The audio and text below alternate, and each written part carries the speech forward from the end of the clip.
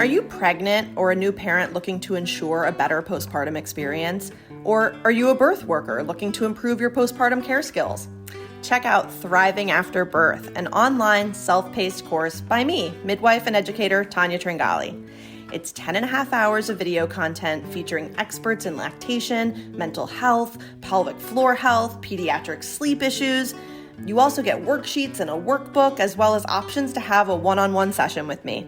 Sign up at motherwitmaternity.com/thriving, and let's improve postpartum care together.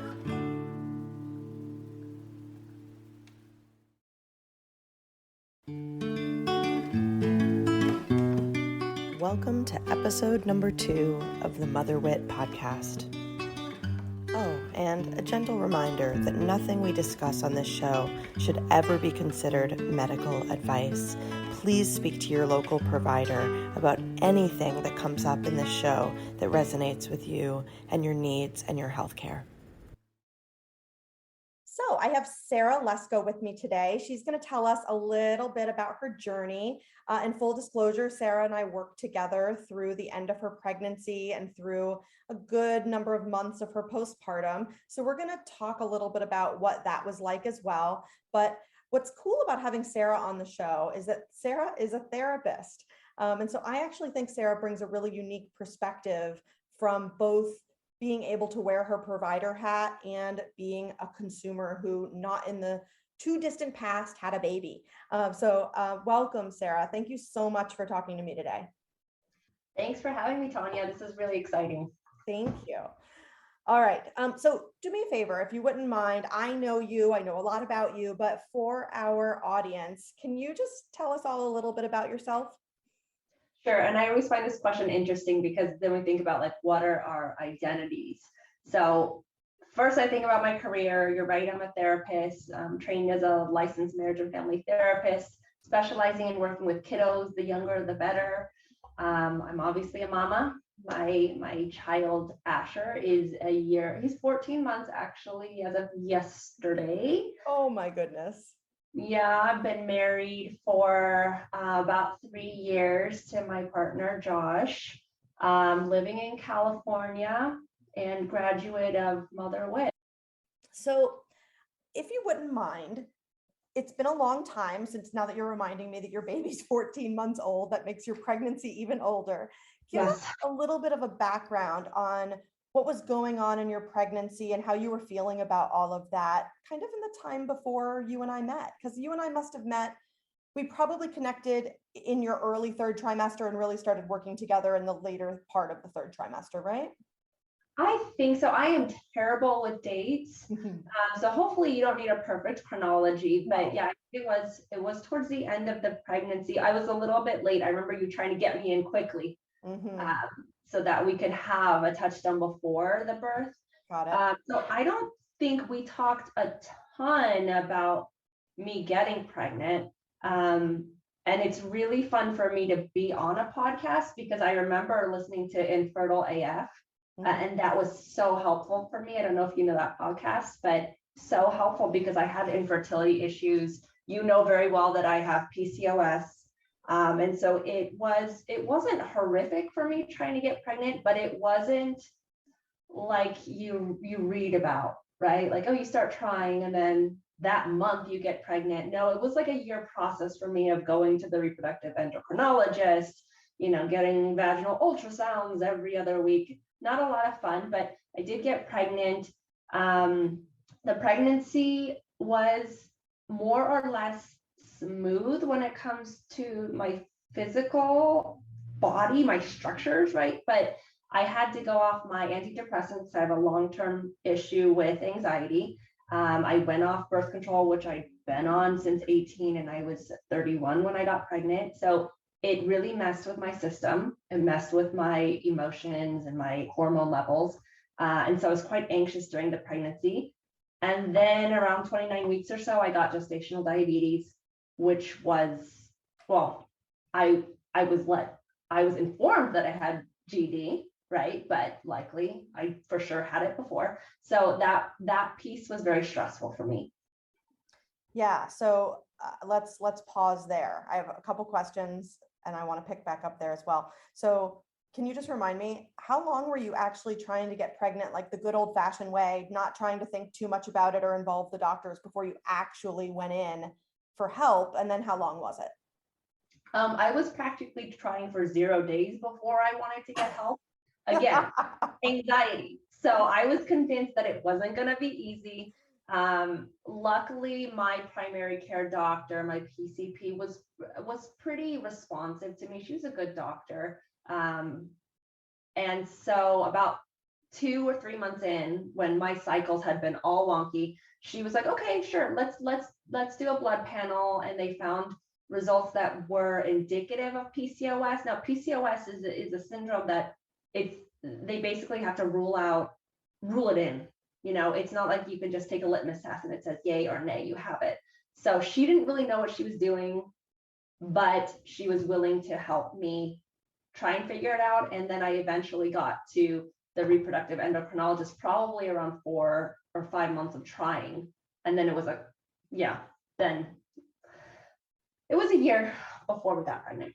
And just for our listeners, a year of trying is actually still considered normal, right? So I love that Sarah was able to give us that little extra tidbit that she sought help early. And I know Sarah, and that's Sarah's personality. And I think it's really important that we as healthcare providers can be malleable and not just say, no, this is the rule, right? Because so someone wrote some guidelines or a committee wrote some guidelines and we say, well, unless you have this, this, or this, you need to try for a year before we're going to help you.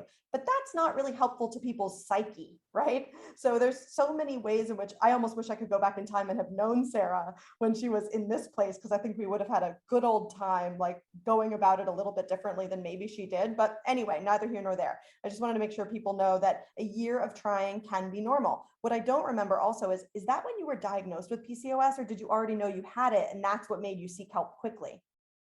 No, I didn't know I had PCOS. So it has been masked for a long time. I was on birth control continuously since 18. So I had no idea that I had it. And if they would have told me that I had to wait a year before getting help, I would have thrown a fit. But it's not like, I would just say, listen to your body, because my body was telling me things were not normal. And I found out later I wasn't ovulating, period. So there would have been zero possibility of me getting pregnant without interventions. And that's also the double whammy, right? Of PCOS as one component, but coming off of long-term birth control can also come with a year of the body needing time to learn how to cycle again. So you kind of had two things that you were up against. So anyway, I'm really glad that people stepped in and were willing to work with you and help you get pregnant so that you didn't stretch it out to a place that made you crazy. Okay, so for our listeners, a little bit of background. I'm sure this is going to come up many times in future podcasts. I also have PCOS, and so that's an area where Sarah and I really bonded, because I take special interest in caring for people with PCOS, and then to boot, PCOS makes someone's risk much higher of getting gestational diabetes and then diabetes later in life. So that's something I pay a lot of attention to in my own body and in my own life. And I was watching Sarah unpack all of that during pregnancy and managing her gestational diabetes, which she was so super at. I don't think I've ever seen anyone be as diligent and type A about it as she was. Yeah. How did that feel back then? Horrible. Horrible. It took a toll. I still am struggling with loosening the reins when it comes to what I eat, when I eat, because when you get GD, or when you're trying to manage diabetes, period, it's not just what you eat, it's how much you eat, what you pair it with, what you do after you eat. Are you taking a 20-minute walk? Are you sitting on your butt? Like, it's a whole lifestyle change. And I was pretty obsessive about it. Yeah, and then we haven't even layered in yet the effects of lack of sleep and stress, which come hand in hand with new parenthood, right? So that's a whole other can of worms. And so when you're assessing these things, you can really make yourself crazy, because you're like, well, okay, it was like that now, but if I can change this variable or that variable or this variable or that variable, you get a different outcome. Mm-hmm. And so that is something that is very crazy making for a lot of people who are working really hard at this. Yes, and factor in, this is my first child, so there's already I'm already afraid I'm going to do everything wrong. So yeah, GD was tricky. Okay, So you just said something I think we should just go for. You were worried you were going to do something wrong. Is that what you were feeling through a lot of the pregnancy or early postpartum? Is that a feeling that comes up for you over and over again? Or was that specific to the diabetes? Oh, no. That's my life.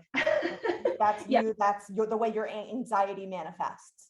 it does. My anxiety is very much like there is a right answer. And if I don't find it and act now, there's gonna be a hell of a problem. That's what my brain tells me. Yeah, and now that you say that, I remember what was unique about our sessions was I almost felt like we were two scientists sitting down to bang out a project all the time. Like it was very organized. And even though you were managing anxiety, that you didn't really bring that into our session. It came in the form of why we were having the session, but the Right. session itself never felt the way sessions tend to feel when somebody has anxiety, which was such an interesting component of your anxiety, because it's almost like once you've acknowledged what the anxiety is and you get into your troubleshooting way, you're just like, you're all about solving that problem and you're so level-headed about it. Yes, yeah. I was talking with a coworker of mine, and I was saying that I was talking about my anxiety and handling situations at work because I right now I manage other therapists. I don't work a ton with clients. I manage a program or two programs. And he was like, Lesko, I've never seen you sweat. But over functioning Yes, is a form of anxiety. absolutely. 100%. And I think people need to hear that because it is, I think, one of the hidden, silent, secret symptoms of postpartum anxiety that people don't realize, kind of like equivalent to the hidden symptom of depression being rage. Mm-hmm. Those are the two things people don't know about depression and about anxiety that still blow my mind. And I have to consciously remind myself that that's what these things are. Mm-hmm. Super Yeah. interesting to me anyway.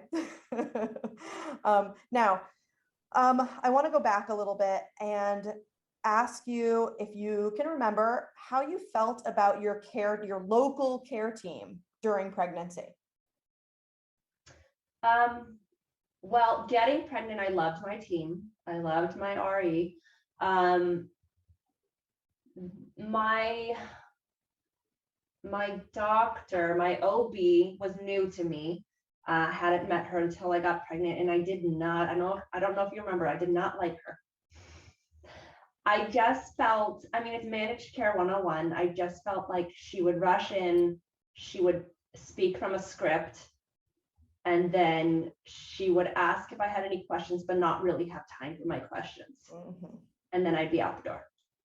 Yeah, so I kind of do remember that now that you say it, because I feel like one of the things we did was organize your most important topics or questions for the next visit so that you could achieve a goal. Again, it was all very goal oriented, but we were trying to figure out how you could be your most effective advocate. Like we all know you know how to advocate for yourself, but man, we're up against a system that will push even the best advocator into a place where they find they can't succeed, because if the time isn't there, well, your hands are already tied before you even deal with interpersonal dynamics. You know what I mean?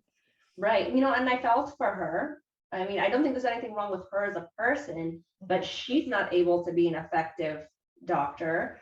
Same reason why, like, I won't go to Kaiser as a therapist because it's not set up for me to provide adequate therapy. It's the same thing. But I do remember that I purposefully used our sessions, you and me, to answer as many questions as I could. And the ones that you couldn't, those were the only ones that I brought up with Yeah. her. Exactly. And a lot of the questions that I couldn't answer, it was really more a question of ethics, right? It was like, this is my feeling on this. This is how I think we should manage it, but I'm not your boots on the ground local provider and I'm not going to step on those toes, right? So it was like, let's look at what all the options are, what sits right with you, and how can you bring that thought back while you're asking that question so that you're simultaneously advocating for yourself while getting her point of view on something.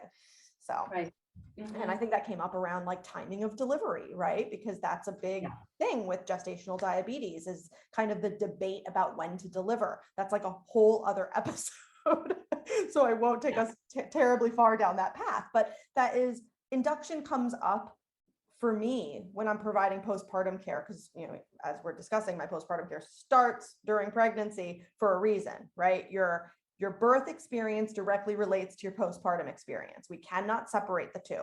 And so for people, some people are more engaged with me on the pregnancy journey, or they're with me longer. And so we get into that groove. But even when most of that prep is focused on postpartum, it's sad, but almost everybody ends up coming to me saying, my provider just kind of threw a bomb at me and is suggesting I need to be induced. Yeah. And whether it's for a valid reason, a potentially valid reason, or a not valid reason, this is a discussion I have with a lot of people, is, how to navigate the discussions around induction when you feel, like maybe you don't know for sure all the reasons that you should or shouldn't be induced, or you just don't know how to advocate for yourself in that way because it's tough. And you don't know. I mean, I am somebody who, because of my background, I know how to read research studies. I know how to glean information from those. So, you sent me podcasts. I think either you sent me research studies or I found them through the podcast, through their website. And I read up on induction at 39 weeks versus 41. I read up on all of it, but you don't know what the right answer is. And it's so hard. Right. And so much of the work we do is around how to talk about risks and benefits, because there's no way to make a medical decision or walk through life or live or die without taking a set of risks and benefits. And so each individual has to look at, well, what are my risks and benefits if I do this versus this, and which sits best with me? And that's what I find where we're lacking in our medical system. And I call out OBs a little bit more than midwives and other providers in this instance, because they tend to be a little more authoritative in their approach. Yeah, I felt bullied. To get an induction. What do you think shifted in terms of your local healthcare from when you were pregnant to what it was like to be postpartum? I wish I could say that it was a big adjustment, in the sense that, you go from seeing the doctor at the end weekly, right? They want to see you often, to just that 6-week visit. But I had you. So, and I didn't like my OB. So for me, it wasn't jarring.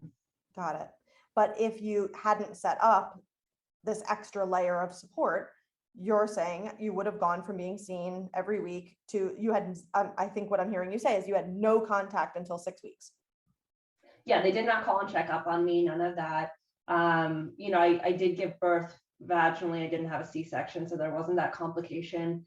I did like my kiddo's pediatrician, and we saw him early on, a couple of times early on, so that felt helpful. But I was terrified the whole time that I was postpartum, right? Like, I'm still a little terrified, but not as bad. But keeping that kid alive when we had feeding issues, we had a whole bunch of stuff that I'm sure, we might touch on, but yeah, if I hadn't had you and I hadn't had my OB to check in with, I think I would have been much worse off. Okay. So what made you set up this extra layer of support? Like, what did you think before it all went down the reason for it was? And then we can talk about like what the reality turned out to be, the things you didn't expect that happened, but like, what made you do it? Because so few people do this. Added the layer of you, adding the extra layer of support. And I don't even mean just me and what I do that's kind of different and not common, but there are postpartum doulas, there are baby nurses, there are all these things that are more common. They might not be quite common, but they're certainly more common than this wacky thing this virtual midwife is doing. But what made you set up an extra layer of support, and specifically what spoke to you about this? Well, to be honest, and I'm always a little embarrassed. Like, I found you on Instagram. I was following like a labor nurse, just trying to get tips on what to do, because as women, it's so sad within our community. And I'm talking about like the Western culture, but we don't talk about birth. We don't pass along knowledge. I wasn't there watching my mom breastfeed my sister and then watching my nieces. Like, I have a deficit of knowledge when it comes to birth, early child care, like all of that stuff is just foreign. We don't talk about it. So that's what I was doing on Instagram, and I saw I saw Pebble, and I went, oh, well, that makes sense. As a therapist, I have gained this belief that we only need therapy because our communities are fractured in a way they never have been in the past. You used to live in small communities where neighbors knew each other. You would have the village elders. You would have, if you're religious, you might have a pastor or a priest to go to for big issues. You have your family, you have your extended family, you have your confidant, so you don't need a therapist. But when our society started getting more and more fractured, I was in the Bay Area when I was working with you. So huge, so many people. I'm so isolated because I moved there from, my hometown in Southern California. Like, I didn't have the support, and I knew that I needed it. I also have chosen a husband who helps me stay very grounded and lean away from my intense emotions. He doesn't have a ton of emotions, which means that he doesn't get it when I do. And he can help me with certain pieces, but holding me is something he's learning to do more and more. So I knew I needed somebody else to join my team. So interesting. And did you think about like local postpartum doulas, or was that not on your radar? Did it not speak to you the same way? I didn't know it was a thing. I barely knew that doulas were a thing. And my husband was just like, no, we're not getting a doula. We're not getting it. So like, I didn't know it was a thing. And that's why, it was just luck that I came across Pebble, and I was like, okay, like they have a free meet and greet. And then I met you, and I was like, yes, we're doing this. I told my husband, I was like, it's all, it's an investment. And he was like, sure, do it. You need the support. But it was luck. He seemed so on board with this. And I think it makes sense, right? He was a little like, no, we're not doing that when it came to having a stranger in the house. But it was like, you want a stranger on your computer? Okay. I think it was more, you have the title of midwife versus doula. There is a stigma. I don't need to tell you that. When it comes to women's care and what we call certain professions, but it all amounts to the same thing. I needed somebody to support me, ideally somebody with a lot of experience, with background, and he wanted that from me too. Yeah. But so specifically, what was it that you thought you needed support in, or was it really kind of global and you were like, I don't know what I'm getting into. I don't even know what I need or why I need it. I just know I need it. That one. Yeah. I knew enough to know that there's only so much you can prepare. I knew that it was going to be a huge shift. Although in retrospect, it was bigger than I could have expected. Yeah. You know what? I'm 21 years postpartum, and I am still struck sometimes by what an immense life transition this was. And, many of us will say postpartum is forever. And it is, and revisiting that journey. Sometimes I look back and I'm like, I don't even know how I did it now. I don't really know how it all happened. It's like a big old blur. Yeah. And I was a young mom, and these things didn't exist in my world either. So I look back and I'm like, oh my gosh, this is so crazy. And I look at, women these days, I hate to say that the way I just said that, but like women these days, I tend to take care of women who are older when they have their first babies. And I think of them as more emotionally prepared. And in some ways they are. But in other ways, it really throws them for a loop too. And so it's really interesting watching people have babies who are maybe in their early 20s versus people in their 30s, or be it early 30s or late 30s. It's two vastly different experiences, right? Like moms in their 30s have seemingly endless patience for babies. That's something I've seen over and over again. But moms in their 20s are kind of like lost in a completely, it's just totally different. Apples and oranges. Okay. So since you came into this not knowing what it was you needed, you just knew that there were going to be needs. Can you articulate what some of the surprises were? Like what, if you're able to kind of game out the timeline a little bit, like picture that you have this newborn in your arms, maybe you're still in the hospital, maybe it's the day you got home. Like, what is the first thing that you can remember that struck you as like, holy crap, this is huge, and here's this thing, and I don't even know where to begin? Yeah, I remember I didn't know that newborns sleep so much. Like you have to rouse them to feed. And I'm sure I texted you early on, like, is this normal?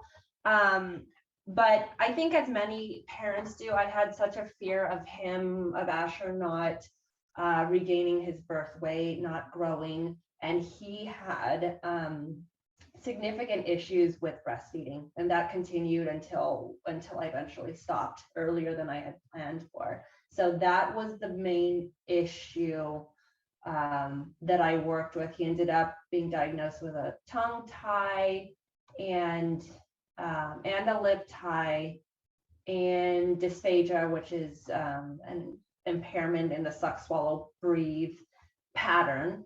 And so we went on quite a journey with breastfeeding, feeding specialists, doctor's appointments, ENTs. Yeah. Yeah. And if I recall, you had an amazing milk supply. Am I remembering this correctly? Yes, I had an oversupply in one breast. It really was like, it really is like those like cartoons. One boob was like twice as big as the other, but I was terrified of not producing enough. That wasn't the issue. Yeah, no, I remember. Well, the reason I remember that though is because it is so rare to have a baby that has legitimate feeding issues and a mom who's dealing with oversupply despite it. Like you're always managing keeping up the milk supply when there's a lot of issues going on in the early days, and yours was like just the opposite. It was so crazy. Yeah, I was pumping. Yeah, yeah, you were like the master pumper. You figured that piece out really quickly. I'm not saying you enjoyed every minute of that, but 0 minutes of that. yeah, yeah. Okay, so feeding issues, birth weight. So, okay, you bring up some interesting points, right? I think one of the things that happens early on in the really early postpartum period, and where we now shift from relying on our OB to relying on a pediatrician, and for most people having their first baby, they don't know this pediatrician well at all. Maybe they met once, but that's it.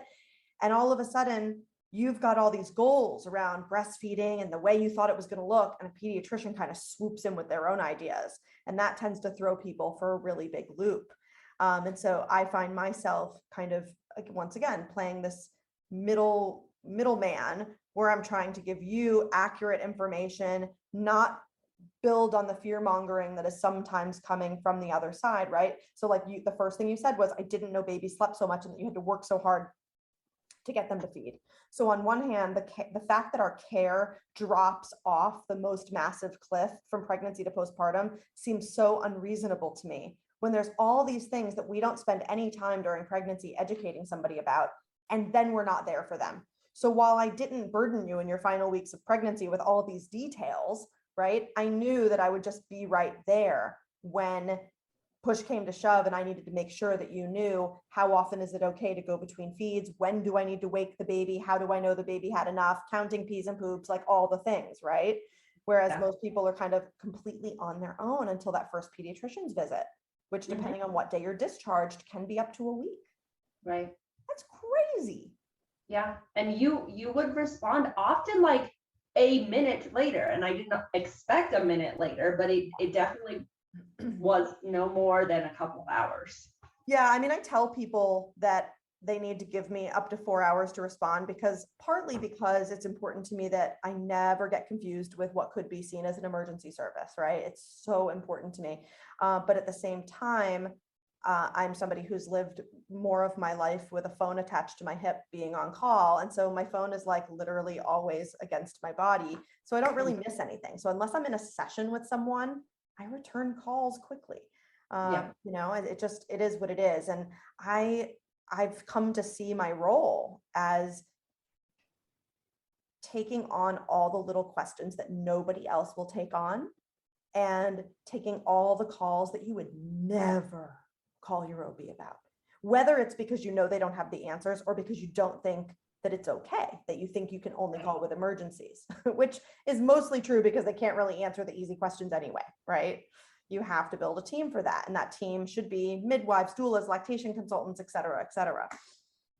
And the problem is if you don't have that team, one of my behavioral patterns when I'm anxious about something is to spend hours searching for the answer in research studies or Google or something, and just hyping myself up and hyping myself up. Yeah. And so my husband would remind me, Sarah, you built a team, you have Tanya, text Tanya the question and then leave it alone.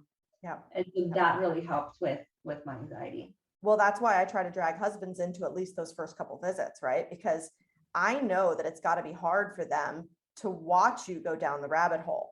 And so I probably said this to him. I can't swear to it, but I say it to almost everybody. Like, hey, if you see her doing this, or she says, I wonder, blah, blah, blah, you just say, great question, call Tanya. Because I don't want you on Google. I want you to be sleeping or feeding your baby or Googling at your baby or whatever it is that needs to be happening, but not like researching on Google at this point. It's just not the right answer. Right. Okay. So remind me what happened with your mental health journey. Because you always came to me with this like clear agenda. This is what we're talking about today. And this is what I need to learn. And this is what we need to tackle. I wouldn't feel it as much, but I remember when you really came to me and you were ready to start re-exploring what it would look like to manage your mental health differently. Yeah, it's really interesting to hear your feedback that I don't present as anxious, which I shared with you is not necessarily a new, not new feedback for me. But looking back on the first 3, 4, 5 months after Asher's birth, I was the most anxious I've ever been. And I have an anxiety disorder. I'm anxious. I have a temperament that is just anxious, and I work on accepting that. That's just the way my brain is built. Mm-hmm. But I was in a very big hole. I have to rewind, right? Like, so diagnosed with depression at 18, started taking antidepressants, but really what those treated was anxiety, So I realized I had an anxiety disorder then. And then I took medication off and on, mostly on, until 31 when I was getting pregnant. And there's very little research on whether it impacts the baby or not in utero. So we just chose to go off of it. So I knew I was predisposed to postpartum depression and postpartum anxiety. And I ended up being diagnosed with both. But the anxiety was what the biggest problem was. For me, it was, they tell you postpartum, you can get weepy. I was crying so often. Yeah.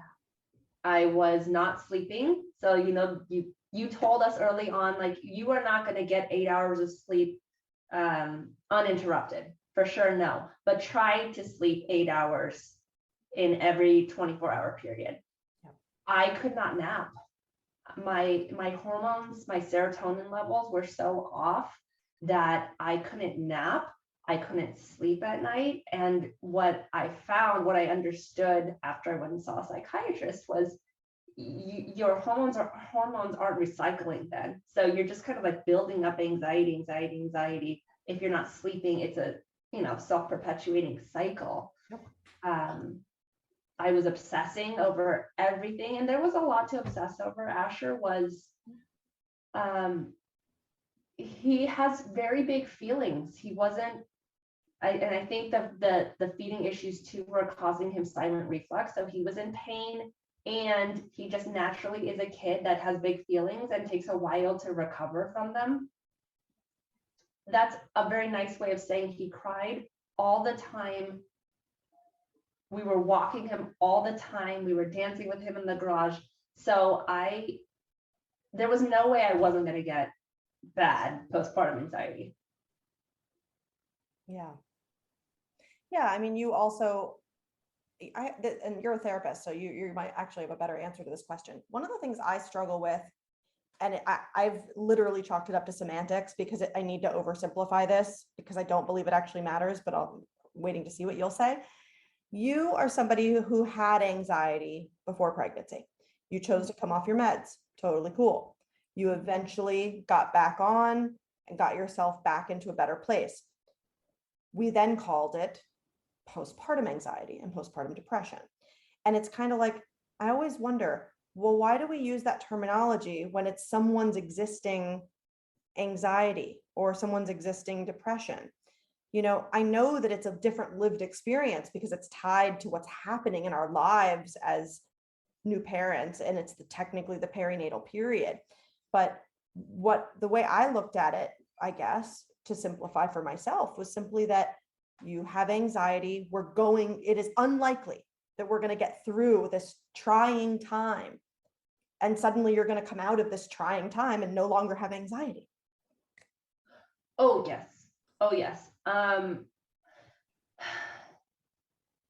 haven't spent too much time thinking about why is there such a firm line between PPD, PPA, and pre-existing conditions. My first thought was, oh, it's BS, right? That there is a division there. My second thought is maybe it's so providers will keep a closer eye on the postpartum parent, right? Because of the risk, right? There is more of a risk with PPD and PPA. And this is just me speaking anecdotally. I haven't read research on it, but you have an infant, you are incredibly sleep deprived. Things can happen. My psychiatrist would ask me every visit, now, are you thinking, of course she would ask, am I thinking about harming myself or harming the child, which was luckily never a yes. But she would also ask me, are you thinking of escaping? That was very interesting. And so that's a question you would only ask a postpartum parent as opposed to somebody with just anxiety. No, if I saw a psychiatrist now, they wouldn't ask me, are you thinking of escaping your life? Well, maybe still, because Asher has big feelings, but nobody asked me that before.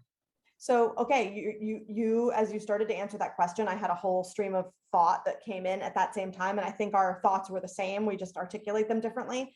For me, this discussion is more and this is why I don't stress out about the labels. Like, it's all the same thing in my mind.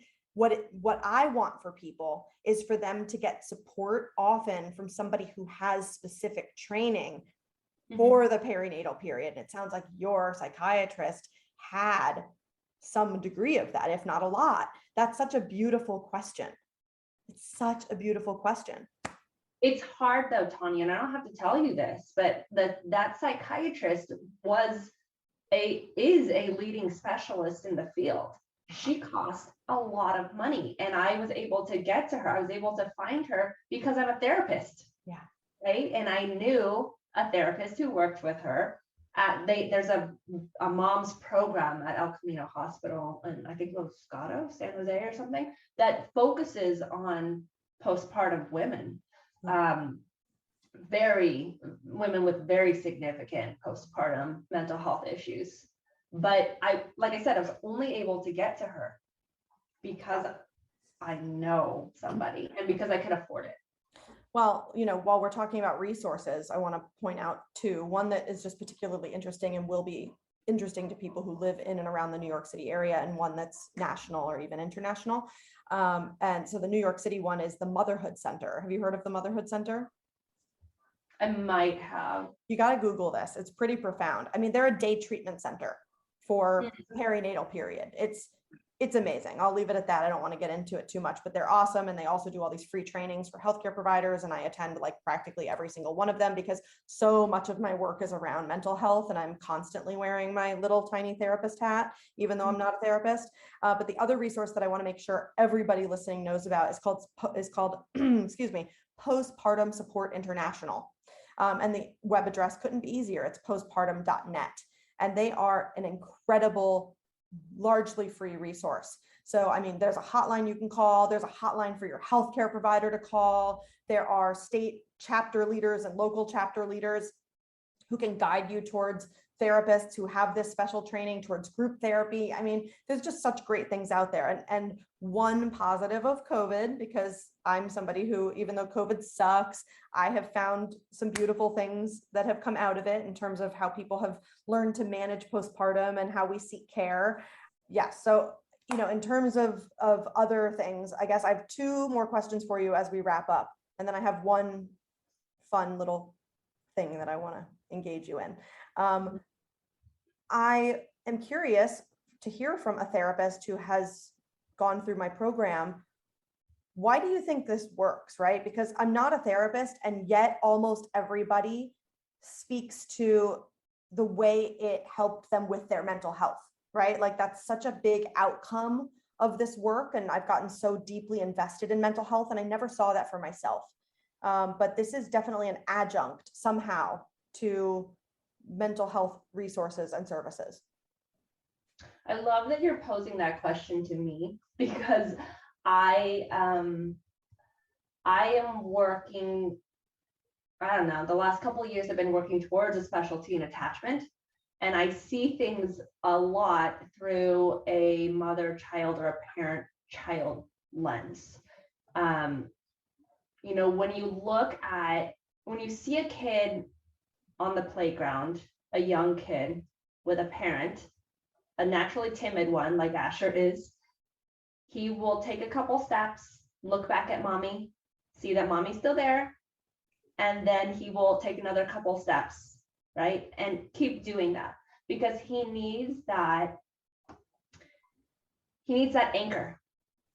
Okay. And that's what you do, especially for first-time parents or for parents who are trying to explore what it's going to be like to have two kids or have twins or whatever it is.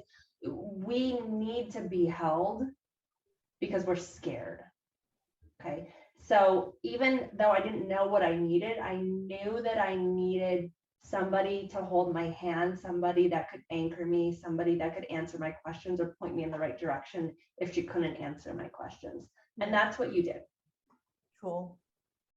Yeah, I'm really trying to figure out how to say what I do concisely. And that's sort of in the strangest way what led to starting this podcast. But clearly it takes a whole podcast episode to unpack it. So I don't think I'm getting anywhere. Okay, one more question before my weird little thing I wanted to run by you. So any thoughts about virtual care? And you can wear your healthcare provider hat or you can wear your consumer hat. You can wear a cat too if you want, but I think the hat would be better. I'm not a cat person, so we'll pass on that. Me neither. Yes, I have a lot of thoughts, both as a consumer and as a provider.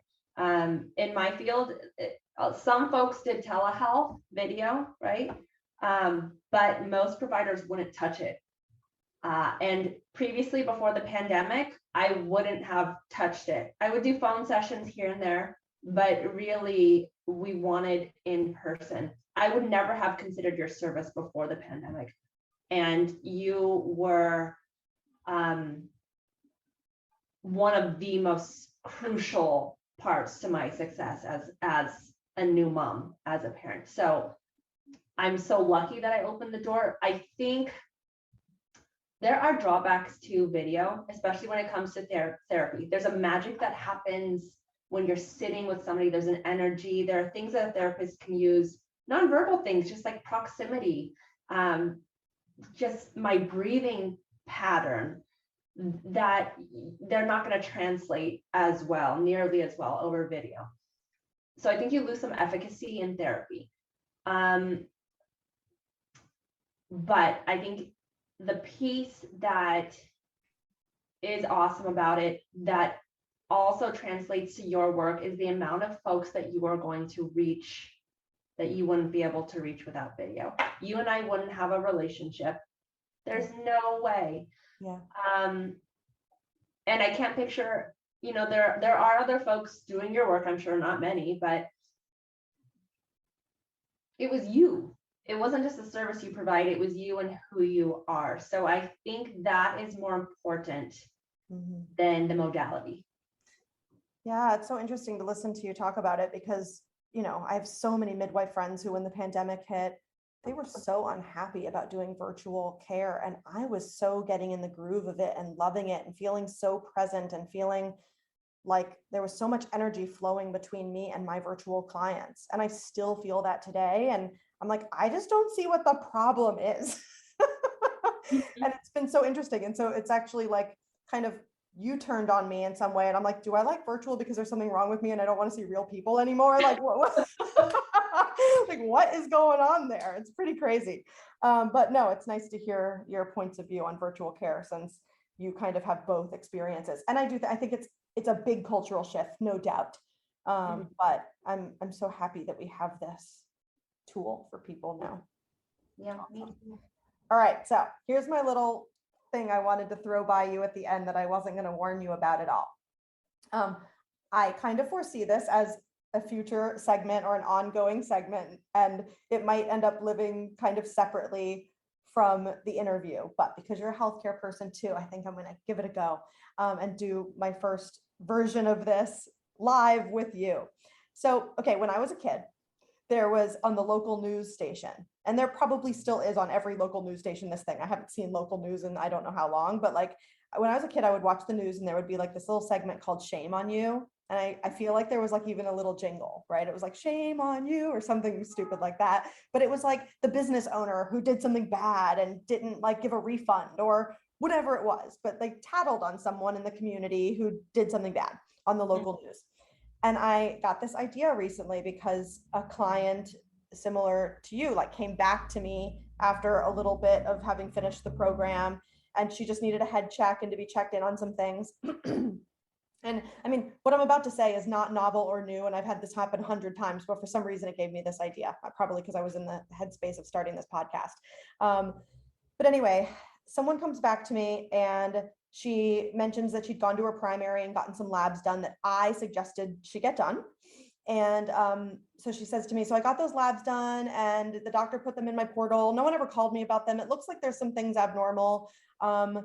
And I don't really know. And I was like, well, send them to me. I'm happy to look them over and explain them. Like, that's one of the things I do. I make sure I explain everything to everyone. And I get the labs back and there are some significant abnormalities. And I was like, it's into a rage. And this is what happens to me, right? I get like in a rage and so angry at the way our healthcare system works. How dare this person put labs in someone's box and not explain them, not call, nothing. I find it so upsetting that this happens. And I know it happens every single day. I've probably been that person and done it too when I was seeing 40 patients a day, right? It's not a great life or way to be, and you can't be your best self under those circumstances. But it made me so mad that I thought of that segment from when I was a child called Shame on You. And I was like, I would like on every episode of this podcast to highlight something that is done in the medical world that is not okay.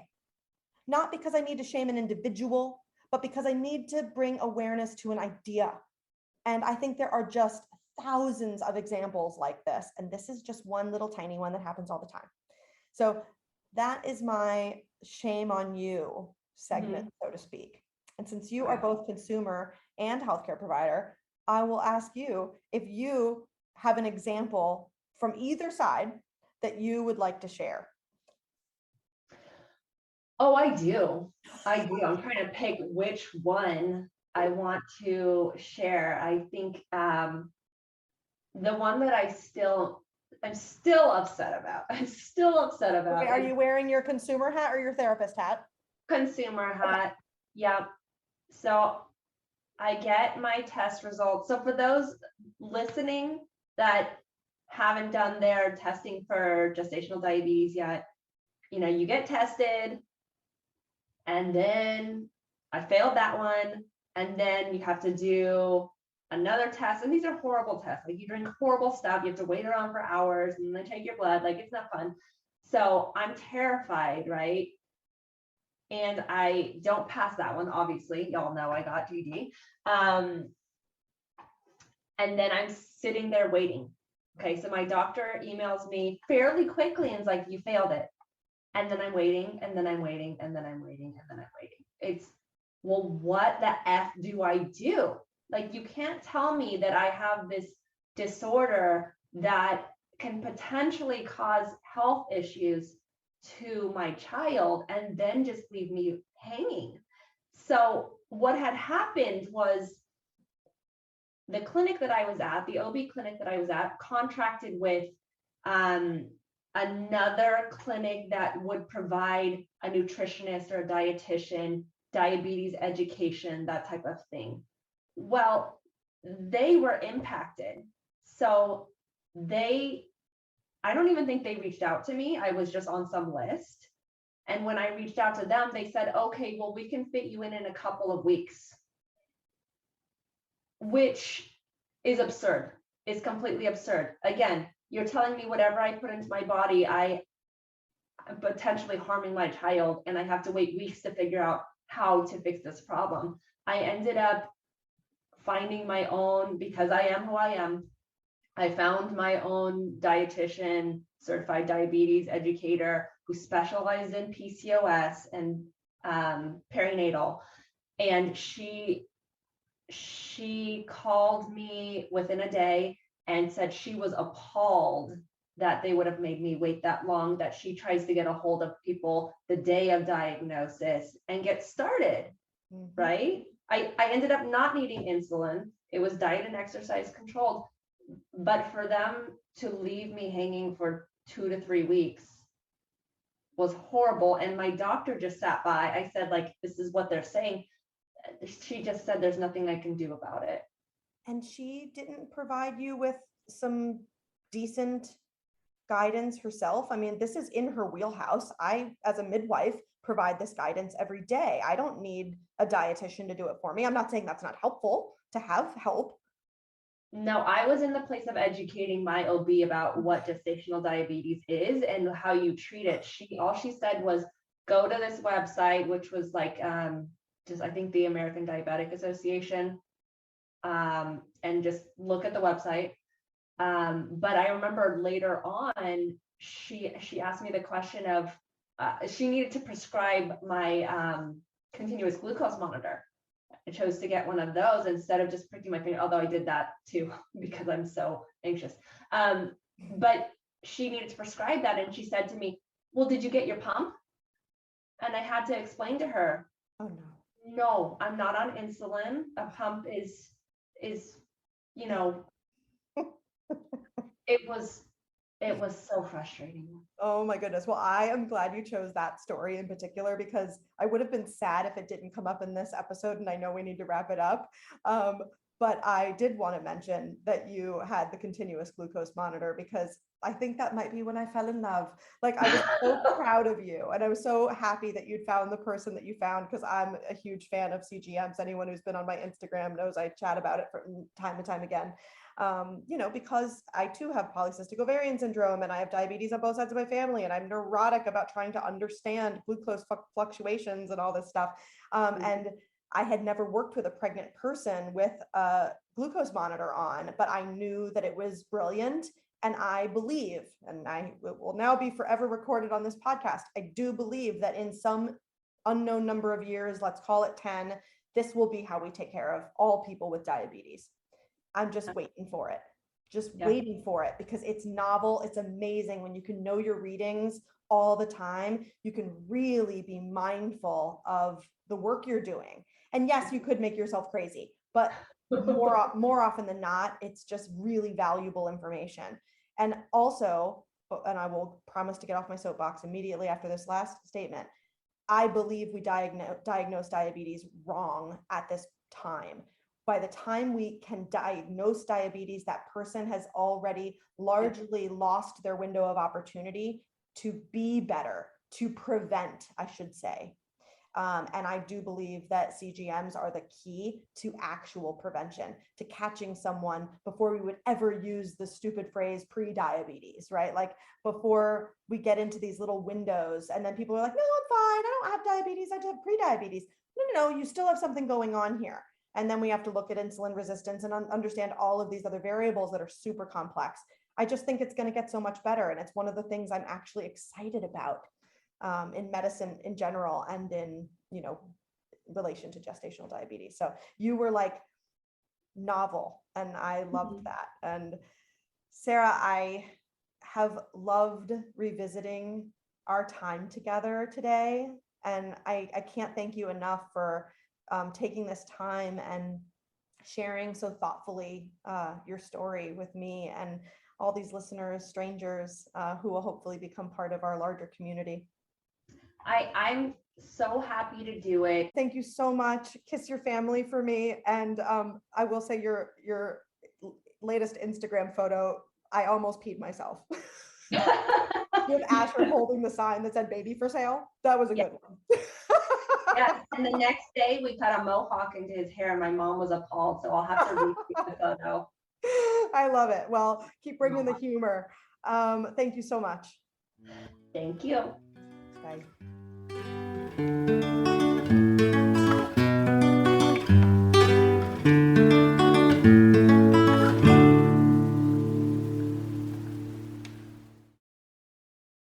Hey everyone, it's me, Tanya, your host here at the Mother Wit Podcast. You know I sometimes invite my clients on the show to talk about their birth stories and postpartum experiences, but I want to tell you a little bit more about what those clients and I actually do together. I started Mother Wit to help people in the perinatal period achieve their health and wellness goals. That means whether you're hoping to conceive and struggling with high blood pressure or high blood sugar, or you're having trouble managing anxiety or depression in the postpartum period, or maybe you just need support and advocacy between prenatal or postpartum visits, I can help. Get a discount on your first consultation with me at motherwitmaternity.com using the code FIRSTCONSULT 10% off. That's 10% symbol, all one word. I'm looking forward to working with you and maybe having you on the show too.